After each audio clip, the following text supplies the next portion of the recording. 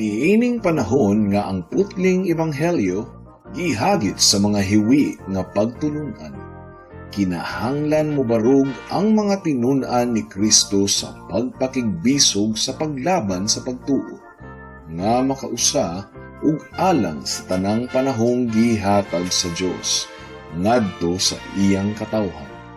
Maoy hinungdan nga namugna kining tulumanon ang putling ebanghelyo. 30 minutos nga pagsabwag sa tinuod nga ebanghelyo. Kauban ni Pastor Jeremias Hangad, ang putling ebanghelyo. Tulumanon nga gihatod kaninyo sa Herald of Grace Radio Ministries Philippines. Ang putling ebanghelyo.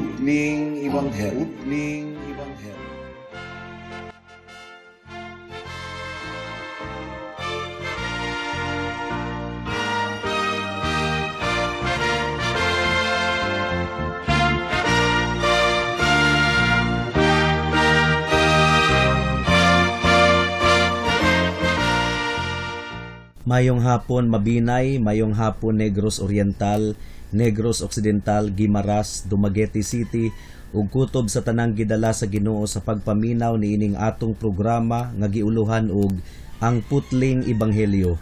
Kini ang inyong igsuon og higala sa kahanginan si Pastor Jeremias Laure Hangad sa Herald of Grace Radio Ministries Philippines. Dinuyugan sa iglesia nga nag-sponsor niining atong programa, ang Salitran Covenant Bible Church sa Barangay Salitran, Dakbayan sa Dasmariñas, probinsya sa Cavite. Ang atong teksto ning takna sa kahaponon makita sa Mga Buhat Kapitulo 7 bersikulo 35 hangtod sa 40. Ang giingon dire, mao kini ang Moises nga gisalikway sa katawhan sa Israel, ug ang giingnan nila, kinsay naghimo kanimo nga pangulo ug maghuhukom namo. Siya ang gipadala sa Dios ingon nga pangulo ug manluluwas, binuligan sa anghel nga iyang nakita didto sa nagdilaab nga sampinit. Siya ang nangulo sa katawhan sa ilang pagawas gikan sa Ehipto, ug nagbuhat siyag mga milagro ug mga katingalahan didto sa Ehipto, sa dagat nga pula, ug sa kamingawan sulod sa 40 ka tuig. Siya ang Moises nga miingon sa katawhan sa Israel, ang Dios magpadala kaninyog propeta gikan sa inyong katawhan, sama nga siya nagpadala kanako.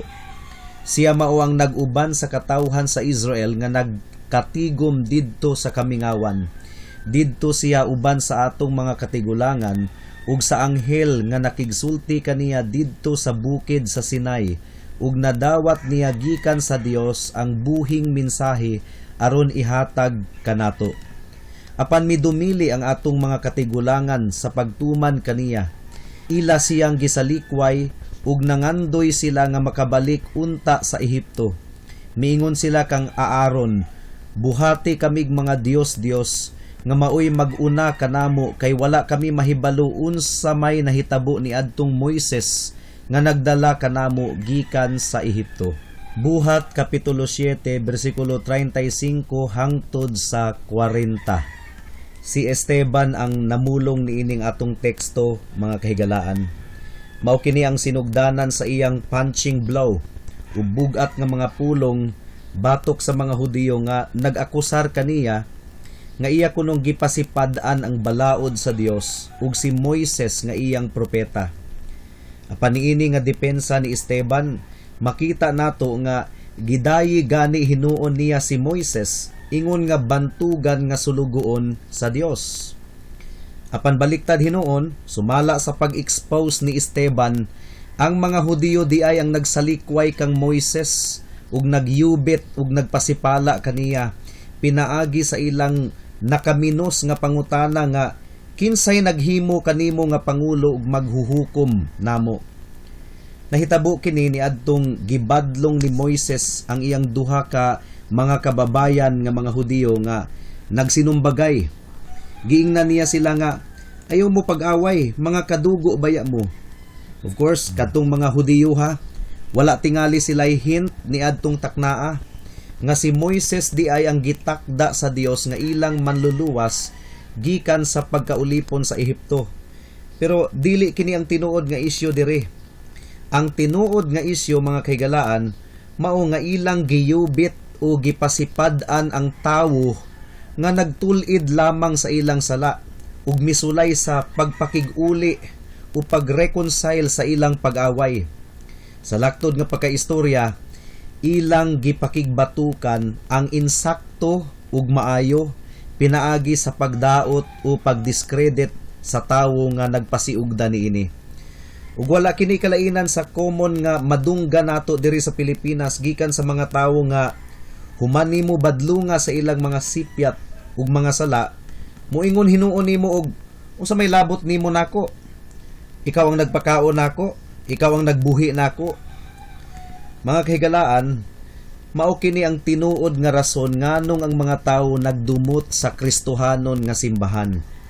Kay nasayod man sila nga ang Christian Church nagproklamar sa pagkamatarong ug nagbadlong ug nag-expose sa ilang mga sala pinaagi sa mensahe sa ebanghelyo ug ila kining gidumtan.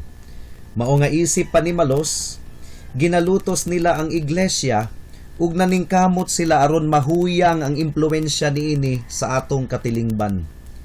Sa susamang paagi nga ang mga Hudiyo nagtinguha nga patyon si Hesukristo tungod kay gi-expose niya ang ilang mga dautan nga kasing-kasing. Ang kalibutan usab nagtinguha nga papason ang iglesia diri sa kalibutan tungod kay nagsunod kini sa lakang ni Hesukristo nga i-expose ang sala sa mga katawhan pinaagi sa pagwali sa ebanghelyo.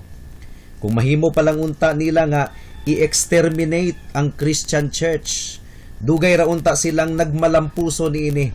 Apan imposible kining mahitabo tungod kay nagsaad ng daan si Jesus sa Mateo 16 bersikulo 18 nga dili gayod mapildi ang iyang iglesia. Ang giingon niya diri sa Mateo 16:18, ibabaw niining bato tukuron ko ang akong simbahan ug bisan gani ang kamatayon dili gayod makabuntog niini. Dalaygon ang atong Ginoo. Adunay tulo ka bahin ang atong pagpamalandong ning takna sa kahaponon. Una, ang dili mabaliktad nga papel ni Moises. Ikaduha, ang dakong buhat ni Moises sa pagluwas sa mga Israelita gikan sa pagkaulipon sa Ehipto. Ug ikatulo, ang dakong buhat apan dili igo nga pagluwas ni Moises sa mga Israelita. Mudangat kita sa unang punto, ang dili mabaliktad nga papel ni Moses or Moses irreversible designation. Makita nato kini sa bersikulo 35. Ang kinatibuk ang tema sa depensa ni Esteban sa iyang mensahe mao ang pagtandi kang Moses sa atong Ginoong Hesukristo. Giunsa man pagtandi ni Esteban si Moses ngadto kang Hesus. Ang tubag mao kini, si Moses anino sa umaabot nga Mesiyas. Unsa may buot ipasabot ni ining anino? Anino?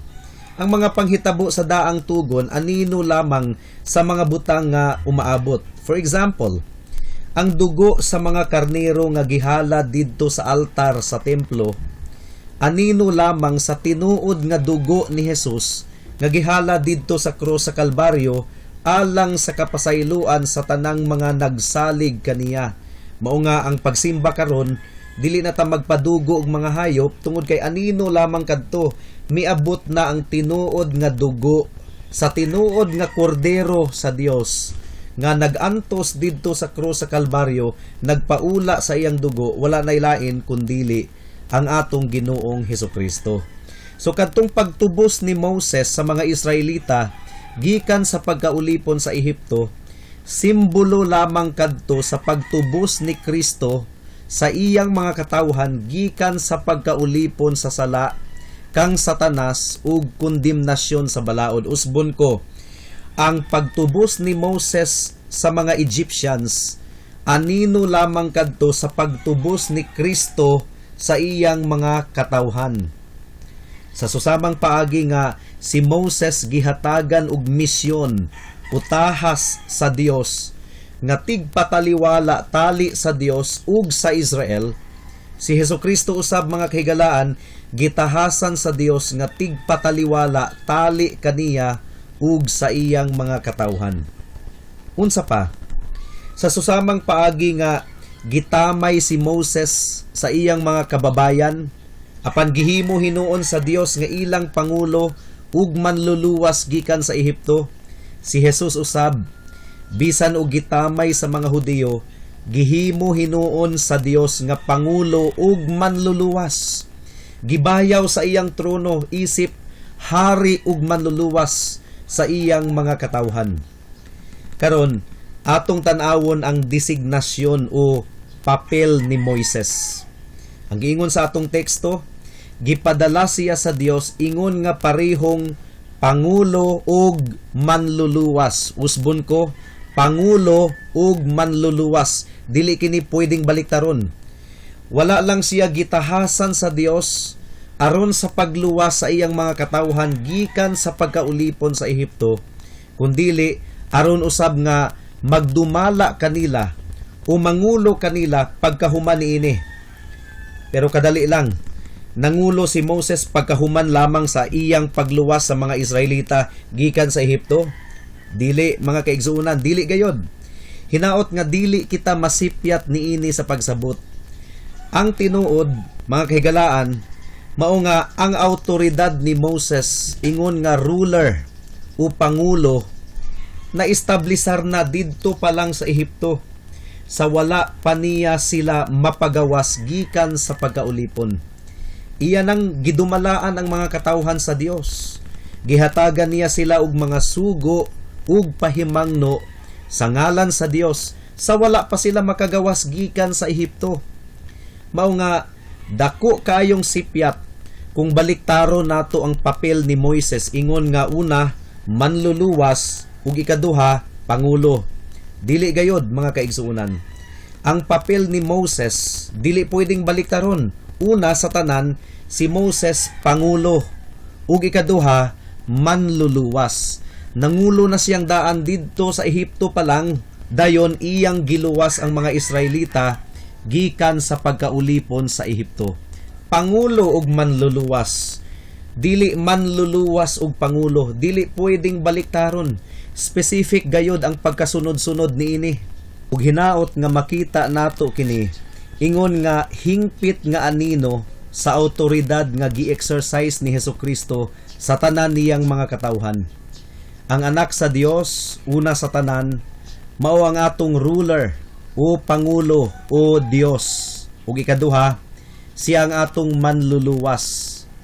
Kini nga mga titulo, mga kahigalaan, dili pwedeng baliktaron. It should always be Lord and Savior, dili Savior and Lord. Dili kini pwedeng baliktaron. Pero daghan ang nagbaliktad niini. Daghang mga magwalali nga nagaingon nga basta gidawat na kuno sa usa ka tawo si Jesus ingon nga manluluwas, automatic na kuno nga nahimo siyang Kristohanon ug mahilangit na bisan og wala pa niya ilhas si Kristo ingon nga pangulo sa iyang kinabuhi. Bisan pa kuno og wala siya magpasakop sa awtoridad ni Kristo ug nagtamod sa iyang pulong, wala na siya ngayon pang ikabalaka tungod kay Christian na siya. Gidawat na gud niya si Kristo. Ang lordship o pagka-Dios o pagkapangulo ni Kristo musunod ra kuno niya. Pero karon ang importante nga gidawat na niya si Jesus ingon nga manluluwas. Mga kahigalaan, dako kaayo kining sipyat. Kulto kini nga pagtulunan. Makalaglag kini sa atong kalag. Ug daghan na kaayong mga tawo nga nalaglag sa impyerno gumika niini nga irihis nga doktrina. Nganong nakaingon man ko niini. Tungod kay tataw gayud kaayo ang Biblia niini. Kung si Kristo dili nimo Dios ug hari, dili pud siya nimo manluluwas. If Jesus Christ is not your Lord, then He is not your Savior. Tungod kay ang mga giluwas ni Kristo, mao kadtong mga tawo kang kinsang mga kasing-kasing nahigmata mahitungod sa hingpit nga awtoridad ni Kristo sa ilang kinabuhi. Mao kini ang awtoridad nga sa dugay ng panahon ilang gibaliwala o gisuklan nga mauna karon ang basihan sa ilang guilt o sa laod o kondemnasyon atubangan sa Dios. Ug tungod kay nakaamgo sila nga sad-an gayud di ay sila atubangan sa Ginoo, naghinulsol sila sa ilang rebelyon ug midangup kang Hesus alang sa iyang kaluoy ug grasya sa kapasayloan sa sala. So sa laktod nga pagkaistorya, nakamata na sila sa kamatuoran nga dugay ra di ay silang rebelde at tubangan sa Dios nga hari. Rebelde batok sa iyang awtoridad ug balaod, ug tungod niini naghinulsol sila ug nagpakiluoy sa hari nga maura pod ang bugtong manluluwas nila. So buti pasabot, Lord and Savior, Dios ug manluluwas. Dili pwedeng baliktaron, dili Savior and Lord, kundi Lord and Savior. Nakaamgo sila na si Kristo hari di ay. Dugay ra silang nagrebelde niini nga hari. Nabalaka kaayo sila, naalarma sila. Pero nasabdan usab nila nga si Kristo manluluwas, nagpasaylo, mao nga mudangup sila kang Kristo or midangup sila kang Kristo ingon nga ilang manluluwas. Human nila maamguhi nga si Kristo day ang hari ug kinahanglan nga magpasakop sila sa atong Ginoong Hesukristo. Ang kaluwasan, mga kahigalaan, tinuod nga kaluwasan, mao ang pagbiya sa sala ug pagduol sa Dios pinaagi kang Kristo. Ang tinuod nga kaluwasan mao ang pagbalibag sa tanang hinagiban sa pagpakigsangka batok sa Dios. Mao kini ang pag-undang sa pagtamay ug pagbaliwala sa iyang awtoridad. Unsa may giingon diri sa Unang Tesalonica kapitulo 1 bersikulo 9 mahitungod sa tinuod nga kaluwasan. Ang giingon diri, mibiya kamo sa mga Dios aron sa pag-alagad sa matuod ug buhi nga Dios. Ang Dios o idol, mga kahigalaan, mao ang bisag unsang mga butang nga imong gipuli sa Dios. Pwedeng ang kwarta mao ang imong Dios o ang imong trabaho ang imong gipaka Dios. Ug sa konteksto sa Biblia, ang ribulto mao ang gipaka Dios imbis nga ang tinuod nga Dios nga espiritu nga dili makita sa mga mata. So ang tinuod nga kaluwasan mao ang pagkabag-o sa kasing-kasing. Kasing-kasing nga kaniadto na higugma sa sala. Apan karon nagdumili na niini. Bag-o na ang pitik sa iyang kasing-kasing. Kaniadto nagbaliwala sa pulong sa Dios. Apan karon nagtinguha na nga masayran ang iyang kabubuton aron matuman kini. Ang tinuod nga kaluwasan mao ang pagsurrender sa atong kaugalingon ngadto sa balaang kabubuton sa Dios. So kumusta ang imong kasing-kasing higala? Nabag-o na ba kini sa Dios? Paghinulsol sa imong rebelyon ug dangup kang Kristo tungod kay nagapasaylo siya sa tanang mudangup kaniya. Karon daghang mga tawo nga gusto lang maluwas gikan sa silot sa impyerno, pero dili gustong maluwas gikan sa ilang mga kinaham nga mga sala ug mga bisyo ug kahilayan. Gusto silang maluwas sa ilang kaugalingong termino. Gusto silang makalikay sa impyerno, pero sila gihapon ang masunod sa ilang kinabuhi. Magpadayon ra gihapon sila sa ilang mga daotang binuhatan. Mao ni hinungdan nganong daghang nag-angkon nga luwas na kuno sila, pero grabe gihapon kalimbungan, butbuton, masinahon, mapahitason, maulagon ug uban pa.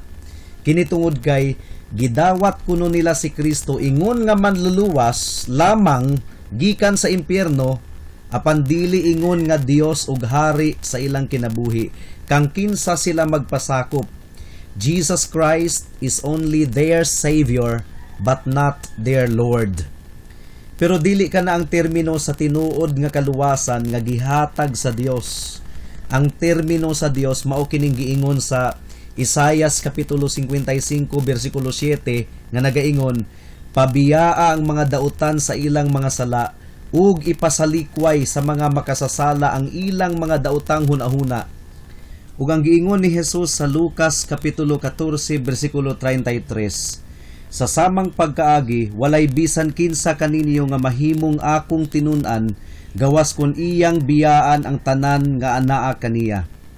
Kinahanglan ang mga tawo matultulan gikan sa kangitngit ngadto sa kahayag ug gikan sa gahom ni Satanas ngadto sa Dios. Sumala sa giingon sa Buhat kapitulo 26 bersikulo 18, adisir sila makadawat og kapasayloan sa ilang mga sala ug makadawat og dapit uban sa katawhan nga gibalaan sa Dios. Sumudangat na kita sa ikaduhang punto. Ang dakong buhat ni Moses sa pagluwas sa mga Israelita gikan sa pagkaulipon sa Ehipto. Bersikulo 36. Siya ang nangulo sa katawhan sa ilang pagawas gikan sa Ehipto ug nagbuhat siyag mga milagro ug mga katingalahan didto sa Ehipto, sa dagat nga pula ug sa kamingawan sulod sa 40 ka tuig. Kining tawhana nga ilang gitamay ug giisip nga walay hinungdan mao ang nagpagawas kanila. Nagpagawas gikan sa unsa? Gikan sa Ehipto, gikan sa yuta sa pagkaulipon. Kinahanglan masabtan nato kini mga kahigalaan nga ang tinuod nga kagawasan mao ang actual gayod nga paggawas, dili ang pagpabilin sa yuta sa pagkaulipon. Ang mga Israelita actual gayod nga migawas sa Ehipto, wala sila nagpabilin didto. Mao kini ang tinuod nga kahulugan sa kaluwasan nga gihatag ni Kristo sa mga makasasala nga nagtuo kaniya. Kaluwasan kini gikan sa sala. Ang Matthew chapter 1 verse 21 nagaingon, "And you shall call his name Jesus, for he will save his people from their sin." Ang tanang gitubos ni Kristo gawas no nakaron gikan sa sala. Walay tinuod nga kaluwasan gikan sa sala kung ang kinabuhi sa tawo nagpabilin gihapong ulipon sa sala. Karon paminawa kini. Ang kaluwasan nga gihatag sa Dios sa Israel pinaagi kang Moises, kaluwasan nga nalukop og mga milagro. Ug kini nga mga milagro anaa gikan sa sinugdanan hangtod sa katapusan. Gikan pa didto sa Ehipto, ngadto sa dagat nga pula, ug ngadto sa disyerto sulod sa 40 ka tuig. Hangtod nga nakaabot sila sa yuta nga gisaad. Walay bahin sa kaluwasan sa libro sa Exodus nga walay mga milagro ug sinyalis. Didto pa lang sa Ehipto, nasaksihan nila ang 10 plagues. Nasaksihan nila ang napulo kasilot. Apil kadtong ang tubig nahimong dugo ug nangamatay ang kamagwangang mga anak ug mga hayop sa mga Ehiptohanon. Dayon didto sa dagat nga pula, napikas ang dagat nga pula ug mitabok ang Israel niini. Ug didto sa disyerto, miulan og pagkaon ug uban pang mga milagro hangtod nga nakaabot sila sa yuta nga gisaad. Ug usbon ko, hingpit gayod kining anino sa kaluwasan nga gihatag ni Kristo sa iyang mga katawhan gikan sa sinugdanan hangtod sa katapusan. Sama sa milagro nga nahitabo didto sa Ehipto, pinaagi sa pulo ka mga silot, si Jesus usab nagbuhat og milagro sa kinabuhi sa mga magtutuo sa wala pa sila makabig. Mao kini ang milagro sa pagkabanhaw sa patay nilang kalag nga kaniadto buta ug walay gana nga moduol sa Dios, apan karon kalit lang nga nahigmata ug nagtinguha sa kapasayloan tungod kay nakita na nila ang ilang pagkadautan ug pagkahinukman at ubangan sa Dios. Sunod, sa susamang paagi nga nagmugna ang Ginoo og mga milagro didto sa dagat nga pula, nga mao gayod ang tinuod nga punto de vista sa ilang kaluwasan, kay ang pagkapikas sa dagat nga pula ug pagsumpay niini og balik mauman ang nakapukan sa hingpit sa mga sundalo ug karwahe sa Ehipto. Si Kristo usab nagmugna og milagro sa kasing-kasing sa mga magtutuo sa adlaw mismo sa ilang pagkakabig. Tungod kay ang ilang kasing-kasing naghinulsol na gayod ug mituo kang Kristo ingon nga Dios ug manluluwas. Ug mao kini ang pinal na gayod nga pagkahiling kawas nila gikan sa gingharian ni Satanas ngadto sa gingharian ni Kristo.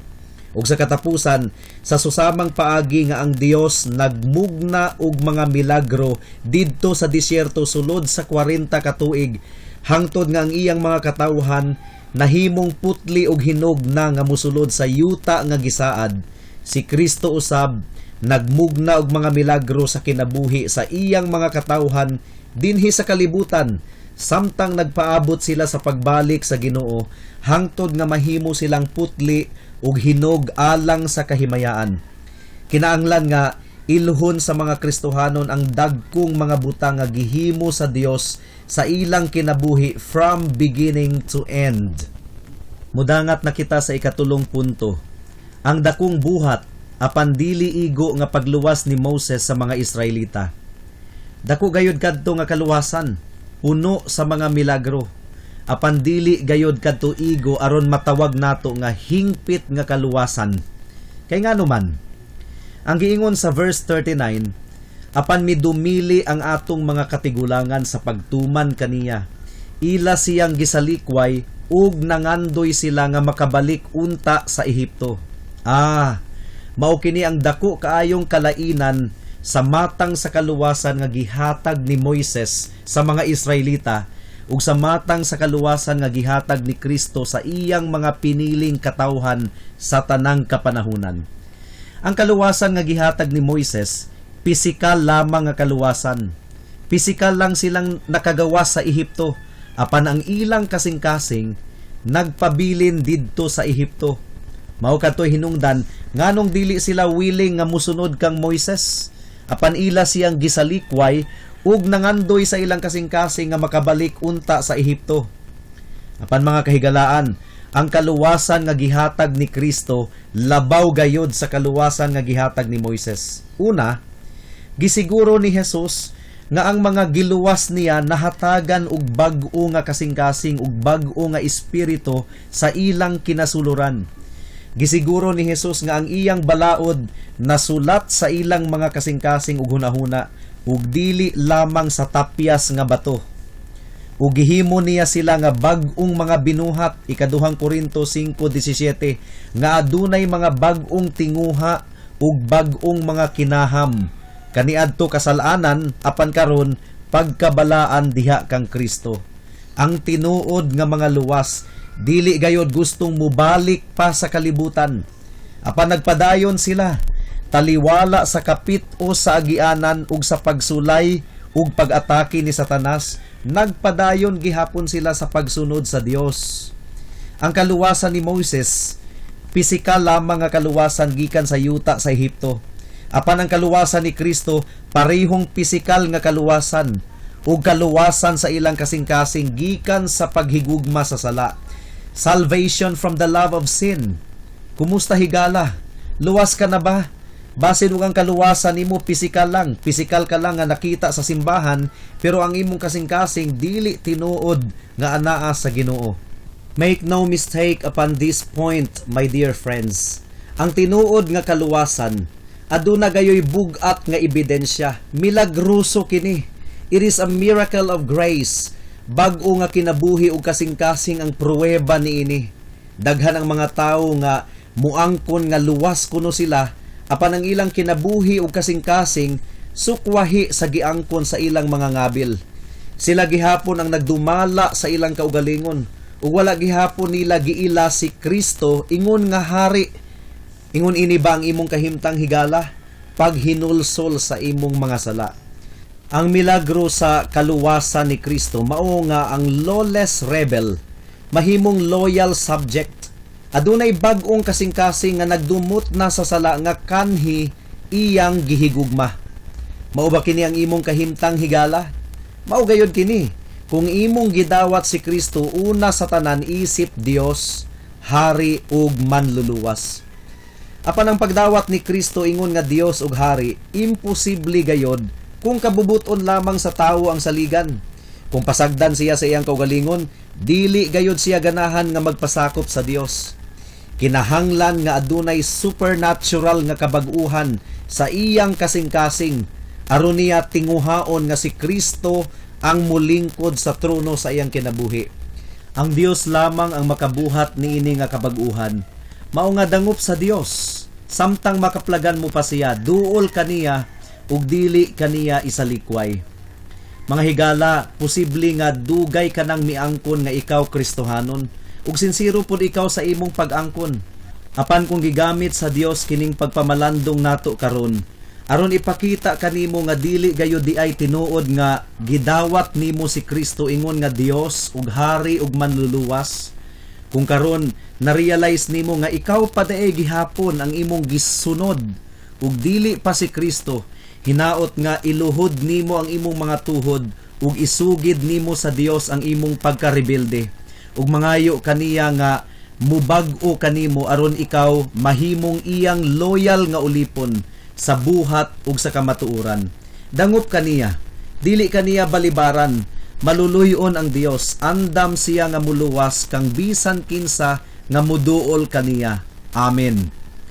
Hangtod din hilang kita taman sa atong pagtuon karong taknaa, tungod kay wala na kitay oras pa.